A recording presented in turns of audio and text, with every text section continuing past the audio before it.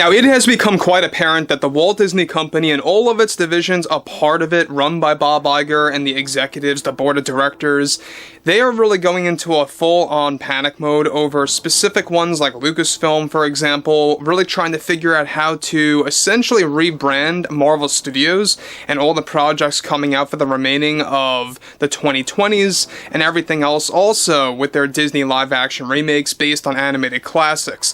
But focusing on the Jenna Ortega situation, this is where things begin to unravel for the Walt Disney Company, and especially for Bob Iger, and what kind of position he's in right now, in a very frantic state, mind you. This is Mike Zero. Subscribe if you're new, and like this video to see future updates. You can also follow me at Mike01. I thank you all so very much for the great and kind support.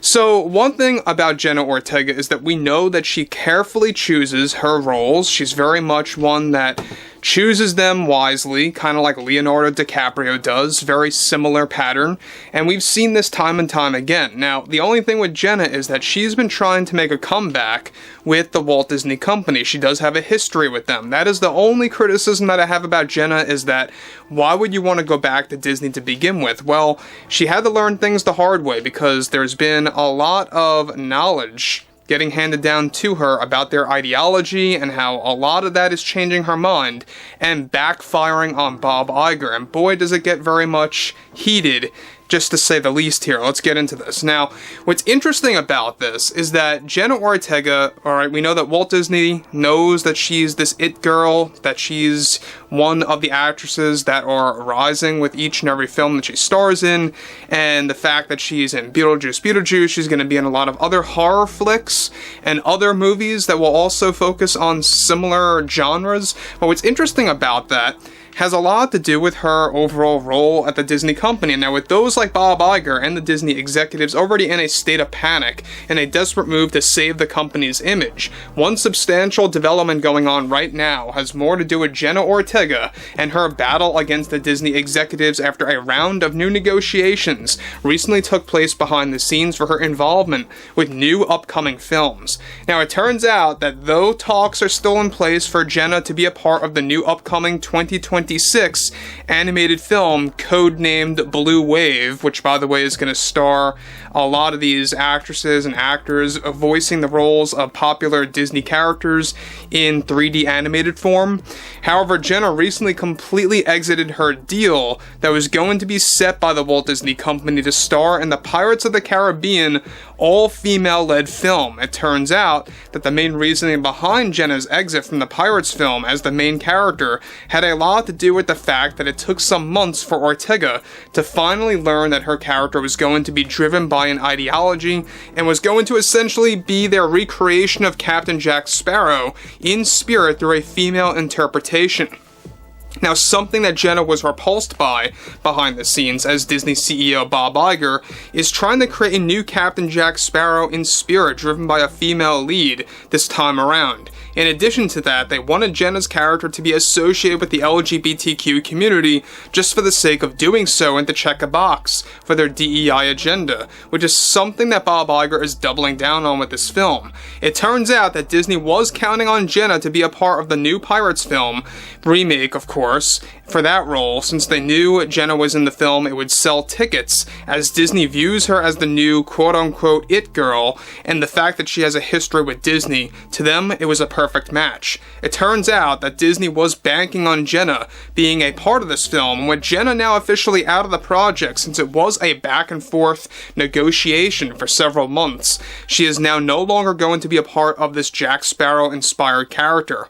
Now, Disney is already beginning to panic on how they will sell this film without Ortega, since the new character was 100% based on her appearance, and millions of dollars of funds were actually invested into the film for pre-production purposes, were already of course done so, that now have to be redone all over again.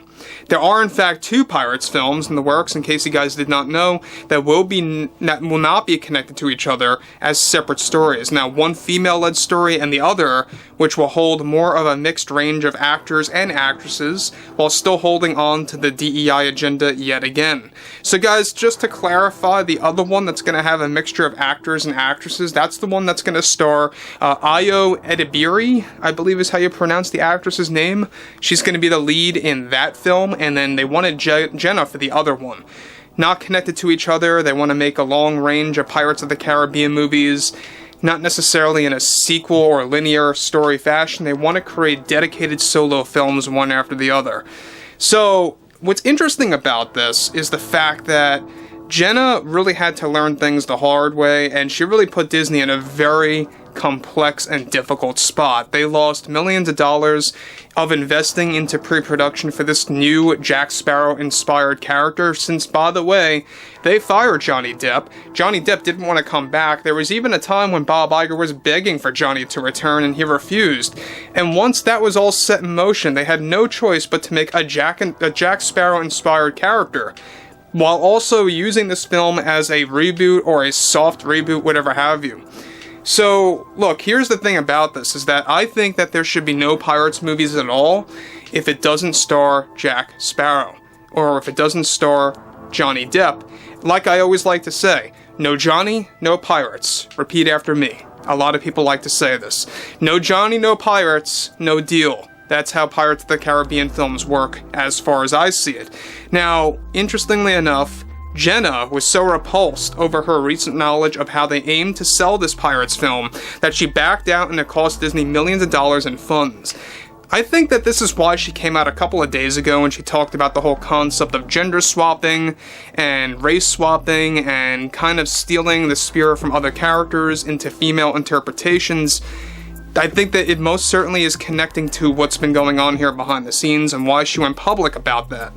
In fact, for a filming date was all set, ready to go for the beginning of next year that will now be delayed indefinitely for quite a while with this specific film. Bob Iger and the Disney executives are already desperately trying to get Jenna back on the project to no avail, and she is even warning Disney of dropping out of that 2026 animated film that is described to have a whopping, get this, $300 million budget.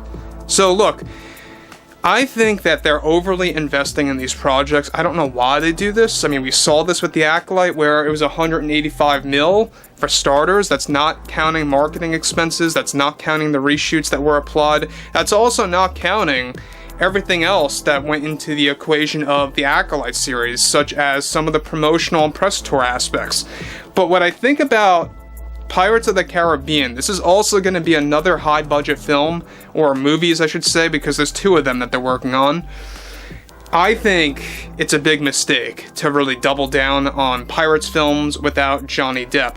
This is why I say Disney deserves everything that they're getting, whether it's losing millions or whether it's making the wrong calls time and time again, because they are too focused on the ideology that they're not thinking straight. They're not looking at the overall art, they're not looking at entertainment or pleasing fans or pleasing their consumers or anything like that.